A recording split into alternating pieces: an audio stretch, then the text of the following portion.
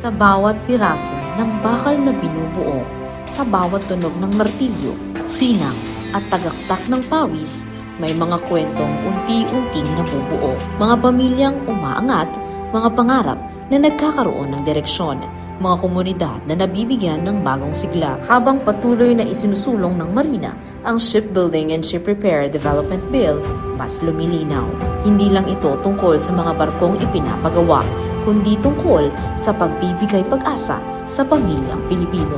Sa ako ang kapobrehon, naningkamot ko nga aron nga ang akong mga anak dili na pareha po na ko ba nga wala jud na mo napahuman dili sa kapobrehon.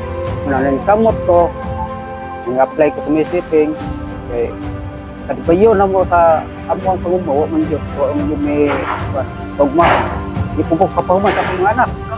Muna nag-apply ko sa shipping pagdawat gidawat man ko sa shipping nagawin sa kuha mo to nga napausab yun nako ang amo ang kaugmaon akong kaugmaon ug kaugmaon sa akong mga anak kung napahuman ko nako duha ra yung taon. Mula sa bukirin ng Negros Oriental hanggang sa loob ng shipyard, ang sipag at pag-asa ni Rolando ang isang patunay na ang SBSR industry ay daan tungo sa mas matatag na kinabukasan. Nagsalamat ako sa management sa Mayo Shipping. Sama sa akong giingon ma'am nga daghang nakabenepisyo nga kuan labi taga diri Tampe ug sa lain-lain nga mga silingan nga lungsod ma'am.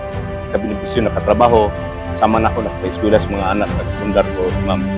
No nga sa mga panginahanglan adlaw-adlaw labi na sa mga samong panginabuhian ako sila katabang namo ako usab nakahatag ko kaning kayuhan sa ilahang negosyo ma'am nga murag ta nalipay sila sa akong serbisyo ako usab nalipay po ko nga nauyunan ko nila hangtod ni aron naabot aron tuiga ma'am.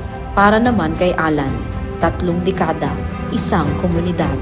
Si Alan at ang mahabang taon niya sa shipyard ay larawan ng industriyang nagbibigay ng hanap buhay, kasanayan at oportunidad sa libo-libong Pilipino. Ito rin ay susi sa modernong pasilidad, mas maraming trabaho at mas mataas na antas ng kasanayan, isang hinaharap na mas matatag para sa susunod pang henerasyon ng mga manggagawa. Sa kanilang mga kwento, sa pagod, determinasyon at pag-asa, makikita na ang shipbuilding at ship repair ay higit pa sa teknikal na gawain. And now we stand at the threshold of a new chapter, one where we envision the Philippines not only as a nation of seafarers, but a nation of shipbuilders. Ito ay industriyang nagtatayo ng pangarap at bagong simula.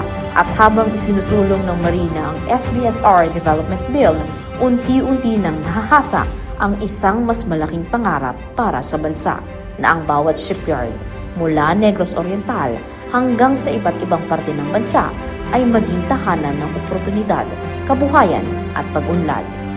Dito, ang bawat barko ay kwento ng pagsusumikap, ang bawat manggagawa ay may kwento ng pag-asa. Dahil sa SBSR, may trabaho, may oportunidad, may kinabukasan.